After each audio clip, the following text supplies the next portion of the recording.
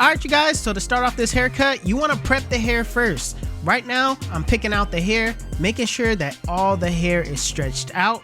What I'm going to do next is I'm going to brush down the taper area, sides and back. You want to make sure everything is stretched out and everything is laid down, because how you start is how you finish, so make sure you start off neat.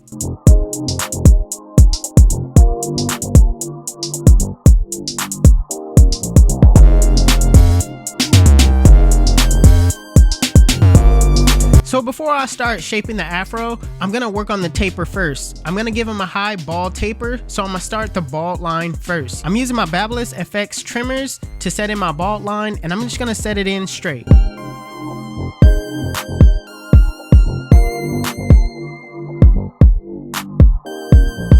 Next, using my Andis cordless masters with the lever fully open, I'm going up about a ½ inch, making sure I go over the guidelines multiple times to ensure that it's at that length.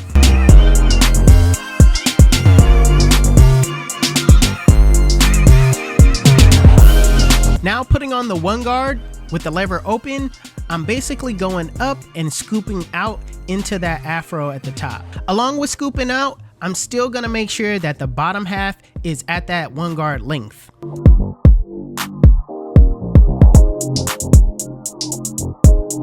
So next, I'm gonna freehand that area between the one and the afro, and I'm gonna basically give that area some shape by flaring it out.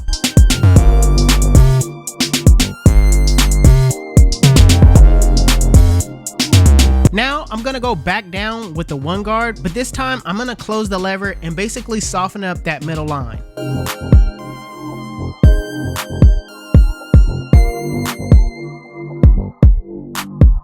Now I'm gonna take that zero guard with the lever fully closed, and in a flick out motion, I'm gonna flick out that middle line, basically starting below the line, flick to the line, and if I need to adjust my lever, I'm gonna adjust my lever as I go up.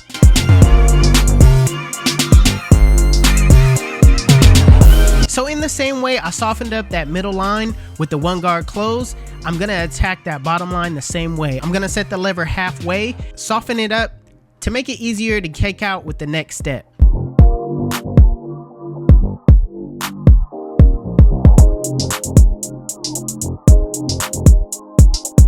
Now with the lever fully closed in a flick out motion, flick out that bottom line. Remember to start below the line, flick to the line, and adjust your lever as you go up.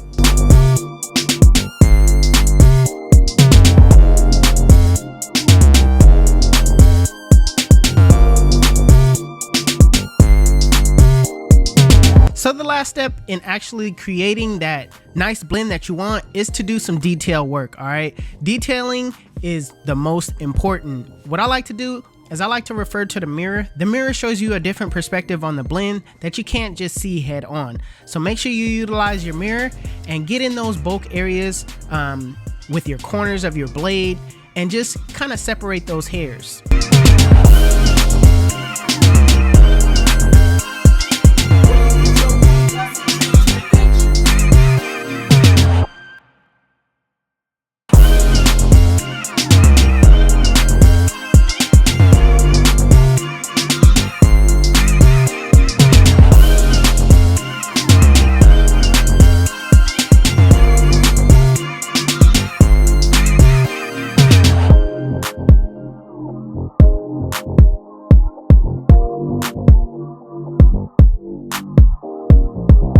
So when it comes to a unshaped afro, I like to start off with my Afro shears. I'll link where you could get these at in the description below. But for the most part, I like to use these shears because it has that curve on it, and I can get a generalized shape a lot easier than just to freehand. So I go in with my shears and then go in and really detail it with my clippers, which is the freehand with the lever closed.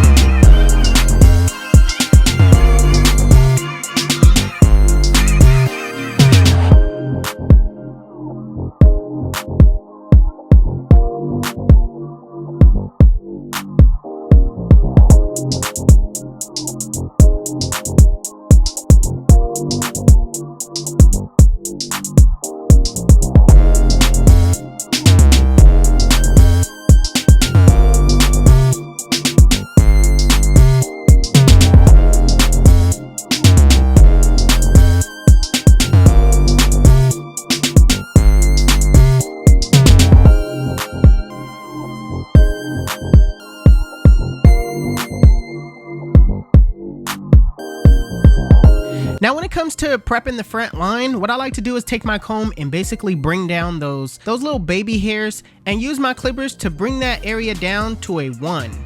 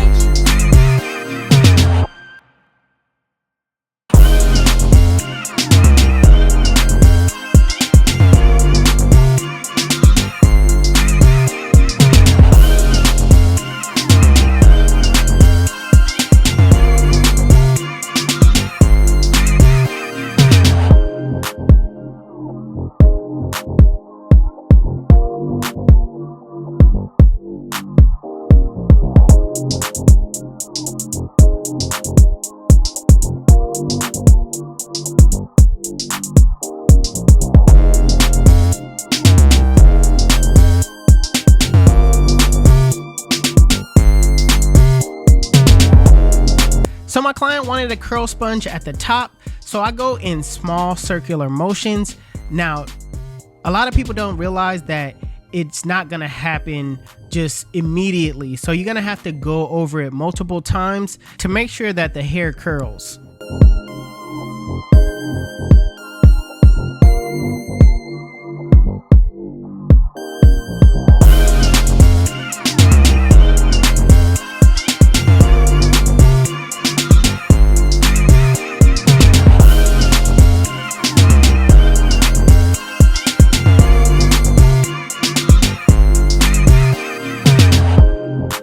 Listen, let me tell you why they call me 360. When they sit in my chair, I spin them in the full 360, and they come out looking like God did. YouTube, this is the cut. And if you like it, make sure you give it a thumbs up. If you're new to my channel, please hit that subscribe button. Also, HustleDreamProduction, that's my brother. He does all my beats. His YouTube channel will be linked in the description below. Make sure you guys go give him a follow. Also, if you want to know where you can find any tools that you've seen in this video, links will be in the description below. Otherwise, you guys can follow me on Instagram and TikTok. My TikTok is official360Jeezy and my Instagram is 360Jeezy. But it's your boy 360Jeezy, and I'm out of here.